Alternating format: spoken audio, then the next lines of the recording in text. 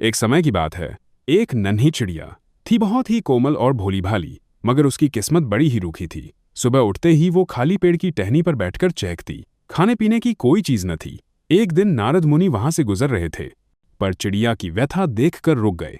चिड़िया ने विनम्रता से प्रणाम किया और बोली, मुनिदेव, मेरी तकलीफ सुनिए। शायद मेरी किस्मत में लिखा है कि अब मुझे भूख प्यास के साथ ही जीना है। आप यह संदेश परमपिता नारायण से मिले तो पूछ दीजिएगा कि मेरे सूने दिन कब तक रहेंगे। नारद मुनि चले गए। वे भगवान नारायण के दरबार में। स्वर्ण कमल से महकती पवित्र हवा में नारायण जी मुस्कुराए और बोले, इस चिड़िया के भाग्य में सुख समृद्धि नहीं लिखी है, पूरा जीवन इसी तरह कटता रहेगा। नारद मुनि वहीं लौट आए और चिड़िया से कहा, 3 महीने तक हालात जैसे हैं वैसे ही रहेंगे, फिर अच्छे दिन आ जाएंगे। ये सुनकर चिड़िया का छोटा सा हृदय खुशी से झूम उठा।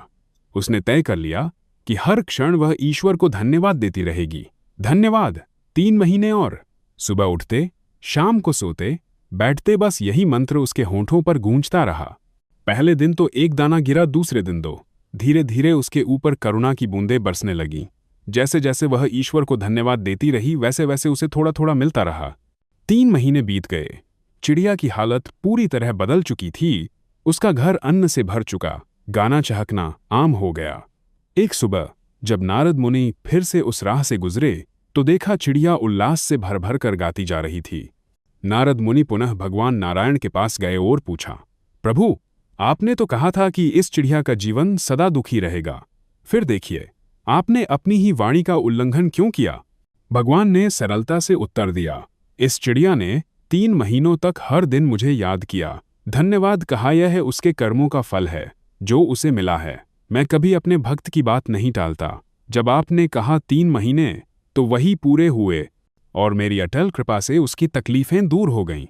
सीख, अगर किस्मत पत्थर पर बनी लकीर जैसी भी लगे, तब भी अच्छे काम उसे बदल सकते हैं।